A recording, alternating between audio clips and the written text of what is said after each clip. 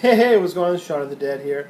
I'm just going to come at you this evening with a little, I guess, a little bit more information and questions to you on a couple of my videos. One is the discussion that we had on zombie survival, where my buddies were camera shy, and the other one is AR versus AK. Choose your weapon for a zombie apocalypse. So I want to know which one you're going to use, and of course I also want to hear your bug out plans and your zombie, survival plans. This is something that's obviously pretty near and dear to me is zombie survival. Hence, me and my zombie preparedness. I just picked up my new Jeep, so I have a nice little bug out vehicle now. So everything's pretty much coming together pretty well. Now let's go over a couple of small things, and we'll try to stay on topic here without floating around on my topic too much. Start out by going by some of the videos with my camera shy friends. So we'll call that video 1. So video 1, where you hear my friends talking about, hey man, you humped with that Alice pack, like half a mile ish, maybe a little bit more, and how are you going to carry all your stuff? Well, I'm going to answer that question. I'm going to carry it in my Jeep. I'm not going to carry it on my person. We've established that my Alice pack is freaking heavy. I'm going to be actually changing my bug out bag from the Alice pack to a new bag. I have a couple of bags around here that I wanted to try out that I already have from previous uses, and I want to see how they work out. And if they don't work out the way I like, then I'm just going to go ahead and just make a transfer over to a completely different system altogether. If I have to, I'll get like 50-pound bag of sand and go to REI and put sand in a backpack and walk around the store back and forth with different backpacks so I find the right one, and see how I feel about it. 2, I only plan on going where I can go in my vehicle. Once I run out of gas, if I can't get gas, and if I'm in an open area and it's like on the side of the highway, well, then I'm going to probably try to stash my stuff as best I can, hope that I can come back for it later, and hope no one steals it in the process. And I'll load up with my combat loadout, with my bug out bag, and I'll take off. Period. That's it. I'll just take what I carry on my back. So I'm not going to take everything. Can't. So that's not possible. I have too much crap to carry to take all of that. If I can get to a place that I want to bug out to, that a cabin out in the middle of nowhere, a cave, a nice place I can set up a primitive camp and a hooch, whatever it is. If I can find a place with a nice stream and all that, and that's where I run out of gas, that's where my campsite is. I can take the back seat out of my Jeep. I can use that as a bed. I can do whatever I want with that. I have options as far as that's concerned at that point. So that's some of the things that you want to look at is where are you going to go. So and this is all provided I'm bugging out to the woods. If I'm not going to the town where I have family and friends and a support network, depending upon what the situation is. We'll get into that later. So first off, no, I'm not going to be humping all my stuff. It's not possible. I will take my combat loadout, and it depends on what the situation is, what my combat loadout is going to be. Now, if I fortify a building and I have a crew with me, and we're all kind of set up, and we're doing acquisition runs, well, it all depends on what my crew's carrying. Fortunately, me, 2C2, and a couple of my other buddies, we all have Glock 17s. That's my primary sidearm, is Glock 17. That's what I shot competition with. And so we all have interchangeable magazines. I just picked up a Kel-Tec Sub 2000, and I have a few of these. 30 plus mags. So these will fit in my 17, it'll fit in their 17, it'll fit in my sub 2000. If one of them's carrying 308, one of them's carrying a shotgun, one's carrying an AR or an AK, I can carry a 9mm carbine. I don't need to carry anything more than that. You know, I slap one of these bad boys here inside, and I'm shooting. You know, this particular one has a plus 2 butt stock on it, so this is actually 33 rounds. I have some of those, and I have one that I've taken the butt stock off of and put it on a different mag. So it's only 31 rounds, but still 31 rounds in 33 round mags. So I've got regular firepower. I've got a few mags of that, and then I have my sidearm mags, which are my Glock 17 mags. Most of them currently now are only 17 round mags. I do intend on picking up the butt plates, the plus 2 butt plates, to turn them into 19 round mags. So that way, if I slap them into my sub 2000, I almost have 20 round mag to go to replace my 30 plus mags. So that helps out a lot right there. So I can go in, I have a very, very short radius, so I have more compact firearm to go ahead and clear rooms with, and I can get in there and do my job. Using the same mags that I would use on my sidearm. So one runs dry, I can grab the other one. If somebody needs some ammo, I can pitch them a mag. Hey, I'm out of ammo. They just pitched me one of their sidearm mags, not even one of their primary mags, their sidearm mags. I grab that, slap that in either one I feel most comfortable with, and I go back to firing, and I'm ready to go. So simple as that. So it's kind of nice to make sure your team has at least enough cohesion that you can at least have at least sidearms in common, if not all your firearms in common. So that way you can interchange mags and ammo. Now, one of my buddies, he's actually wanting to change. Actually, I'm sorry, his is a 19, not a 17. I apologize. Three of us have 17s, and 2 of us have 19s. And I have a 19 also, and he has a 19. Now, unfortunately, my sub 2000 is a Glock 17 version, so the 19 mags won't fit. But at least my mags will fit in his sidearm, so that's not a problem. And the other 2 guys have mags, so it should be okay for the most part. His school of thought is to take his sidearm only. He just picked up a Gen 4 Glock 19. This is a Gen 3. And so what he's wanting to do is consolidate, because he wants to be able to be more nimble. He has an ultralight backpack, ultralight tent. He's got a really nice sleep system that is very, very lightweight, so he can kind of, get in there and do his thing. It's cool. I mean, that's a really nice concept. He can put some food, water. He's got his survival equipment, a little bit of ammo. He's got a few mags. He's got a handgun. It runs into a problem, he might be able to fight his way out of a couple of little issues. Outside of that, he's not looking for a firefight. So from that perspective, I have to say I can understand and I can agree with that as being a viable option if you're lone wolfing it. I'm not really a big lone wolf kind of guy. I'm more of a pack leader, and I like to have my group around me. I'm kind of an alpha dog, and I like to have my betas around me. For one, running with a pack gives you support, gives you extra firepower, gives you extra eyes. So you can see what they might see things you don't see. Also, they have skill sets you don't have. Trying to be a one-man show, that's just a little too much stress, a little bit too much work. It's too dangerous. I mean, sometimes it's good, sometimes it has its pros and cons, but most of them are cons.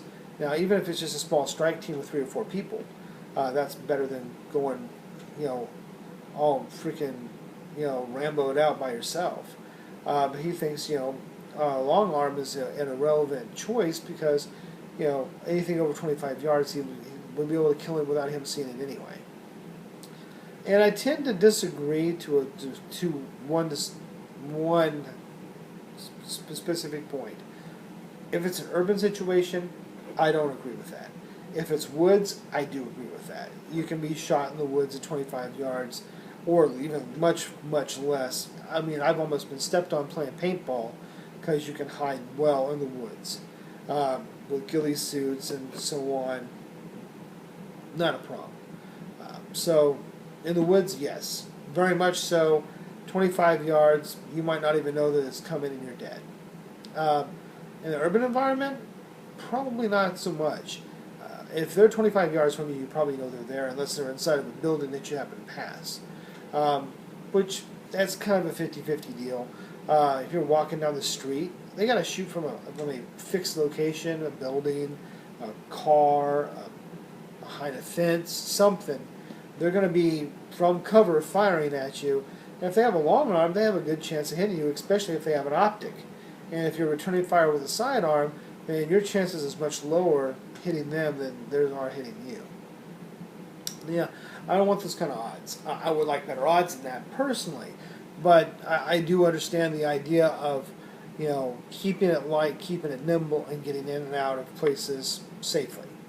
So, continuing on with throughout my circle of friends, another buddy, he's cut down to a 308 and to 9mm. He has his primary long arm, his primary sidearm, and that's it. He does carry nothing else. He's going to leave everything else behind. He's going to carry his bug-out bag, he's going to carry his sidearm on his hip, and he's going to carry his primary, and he's going to go. That's it.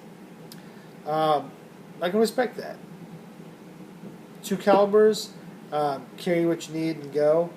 That's a good plan all the way around.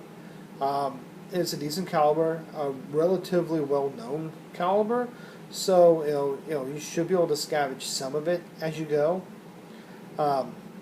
It's the 7.62 by 54 NATO, or 51 NATO. Sorry, 7.62 by 51 NATO, or 308, same thing. So you have that opportunity to pick up some extra ammo, which is nice.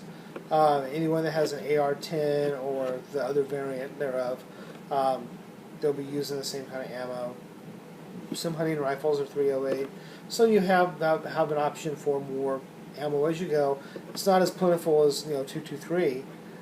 So I would probably go with 223, then 7.62 by 39, then 308 or 300 blackout. Those are kind of interchangeable to my mind, because the 300 blackout is starting to make a pretty good insertion.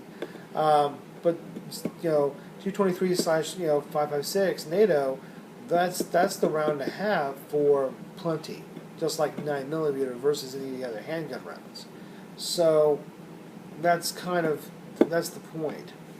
Now, that being said, good solid choice, good solid gun, nice gun, really like it, really heavy but beast.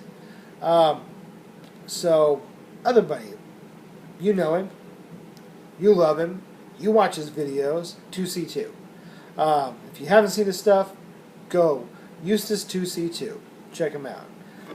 He's in some of my videos, I'm in some of his videos. We do videos together, and we also just shoot each other's videos for each other, help each other out. Me and him are coming from a very similar school of thought. We believe in variety, to the point where I actually personally do not like the 40 Smith & Wesson. I think that is a horrible round. We'll get into that later. I know people are going to be like, what? We'll do a whole discussion on why I don't like 40 Smith. We'll do that later. We won't interrupt. We'll stay on the topic on this. But he's going to pick up a 40 Smith & Wesson, so that way he can cover another caliber base. So that way if he happens to scavenge some ammo and it's 40 Smith, it's not useless to him like it would be to me. I would have to find somebody to barter with, or I'd have to, fabricate something to utilize it, because I don't have 40 Smith. So it's like, if I don't have a 40 Smith, then I can't use 40 cal ammo. Man, what do I do with this ammo? I better find somebody that needs it so they can give me what I want. It's like, hey, I'll give you 40 Smith for 9mm. Hopefully I can make a trade. So, whenever you're looking at things in that perspective, it's like, wow, there you go. That's another thing that you might need to pick up. Even though I really don't like the firearm, I might have to pick one up just to have it. I do want a 357 Magnum, so I can use 38 all the way up to 357 Magnum. It'd be nice to kind of have throw a wheel gun in the collection. So there's some things whenever it comes to different calibers and stuff. He has a AR-10 he built. He has his AR-15 he built. He also has a Glock 17. He also has a 45 ACP. So I mean, he's prepared with his calibers, and he's kind of ready to go. Of course, I have a plethora of guns, and my most recent one is my Sub 2000. And so if I'm going to be doing some room clearing with my Sub 2000, I feel pretty comfortable about that, and I'm kind of looking forward to go out into the range and playing with it. I took it apart yesterday, cleaned it all out, got her all nice and clean now. She was dirty when I got her, and now she's all nice and ready. I got her all dressed up, ready to go. Now I just got to take her out. So I'm looking very, very, very forward to that. Now here's the thing. If I'm bugging out, I'm still going to take my AR. That's still going to be my primary. Worst case scenario, I can just, pull the pins, take and my upper that's sighted in for me with my barrel, my nickel boron BCG and all that, and I can slap it on the lower with a Select Fire M4, and bam, there we go. I have a military-grade firearm. I have a saw barrel. I have a mid-length spiked tactical 16-inch cold hammer forge 1/7 twist barrel on my spikes tack. So I'm going to use that barrel. I'm not going to just use some grunt barrel. I don't know how they've treated it. I don't know what their uppers looks like. I don't know, if they've cleaned it lately. I don't know if they're going to have any, failures. I know what my upper is, so I feel more comfortable with my upper. It's rated for full auto fire, even though it's a civilian version, and it's not capable of full auto fire. I know it's rated for it, so I can just slap it on that lower, and bam, I'm done. I'm okay. So, you kind of have options as far as that's concerned. So if you're using mil-spec parts, you can just kind of go click, click, bam, done. Now I have Select Fire. Let's do this. So it makes you kind of feel pretty good about some things. And later on, if I get the chance, I can strip off my butt stock and put my mag pull on there. I can rip off my ergo grip and stick that on there. I mean, I can go ahead and pull out my little pieces here and there. Take my lower up completely apart, and now I have extra parts, so that way I can use that for my. And plus, I have a parts kit anyway, so I can carry that around, so I have that. Because ARs will fail more than AKs, but I mean that's just like saying an AR is more accurate than an AK. It is, to a point. An AK is more durable than AR, to a point. They're both combat effective firearms, so I think you'll be fine with either one. So it just depends on what you want. Now, am I going to take my Sub 2000 as my primary? Not if I'm by myself. Not going to trust it by myself. I'll take my AR first, AK second. Probably take my 22 third, to be perfectly honest. Even though I love a shotgun, love my shotgun, absolutely love that shotgun. But ammo weight, capacity, round count, reload time, and some negs in there, man. Knockdown power, well, hey, there's a plus, but there's so many negatives. With my current setup, I can carry about 63 rounds in my shotgun, I think it is. 69 rounds, something like that. I think it's 61 rounds I can carry in my shotgun. 50, 5, 6, 61 rounds. With my current setup, I can carry 61 rounds in my shotgun. And on my shotgun sling / pouch. So I can carry that with a side saddle and everything else. So with one in the chamber, I can carry 61 rounds. That's it. That's kind of crazy whenever you're looking from perspective of this is a lot more. A lot. These are, what, 33 round mags?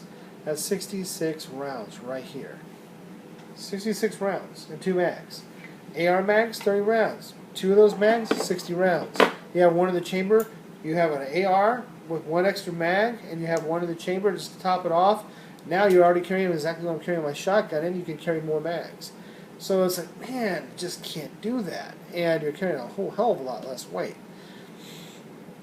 But you have versatility with a shotgun you don't have with anything else. You have slugs you can shoot range with. You have buckshot that you can do some just straight up damage with. You have bird loads you can do some hunting with. You can use a medium charge, like a dove load that's got high brass.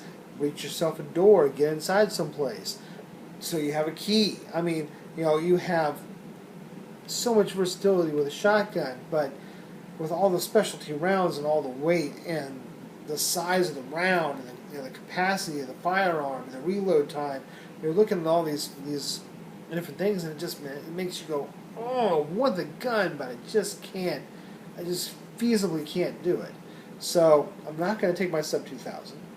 I'm not going to take my shotgun.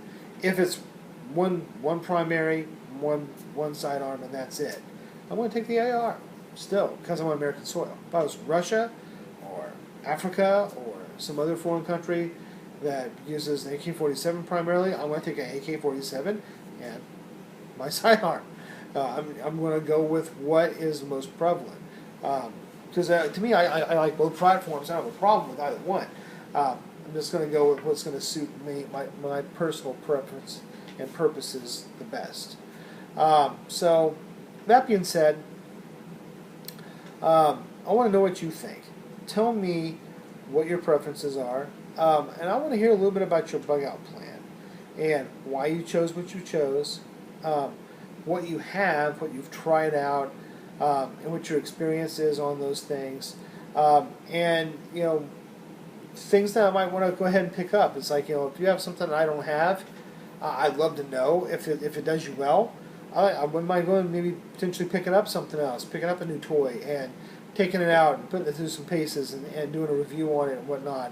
Once I go out and I get a chance to putter around with this Sub 2000, I'll come back and I'll make sure I do a review on it so that you guys know how I feel about the Sub 2000 overall.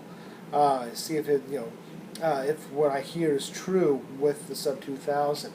I hear that 117 grain ammo, it has a hard time feeding because it just doesn't have quite the power capacity of the blowback system to cycle the blowback, because it's just too much too much weight, too much spring for it to actuate.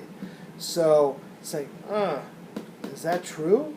If that's true, then I have a lot, 117 grain ammo. I shoots fine in my Glocks. It shoots fine in my Ruger. It shoots fine in my other 9mm stuff. I mean, it shoots fine in all those. If I can't use it in my Sub 2000, then I'm looking at something that might not be a viable option for me in the future. It might be a fun gun to go to the range and click around with, but at the same time, if I have to buy expensive ammo, or go buy Plus P or something like that, or use personal defense rounds to get the grainage up high enough that it's going to function properly, then I might look into another option of trying to get the firearm to my local gunsmith and see if I can't lighten the spring, see if I can't do something about making it have a lighter, smoother action to it, so I can shoot a lighter grain bullet and be able to function just as well. So let me know if you have a Sub 2000, if you've had any issues with it, and if so, what did you do to fix it, or has it been fixed?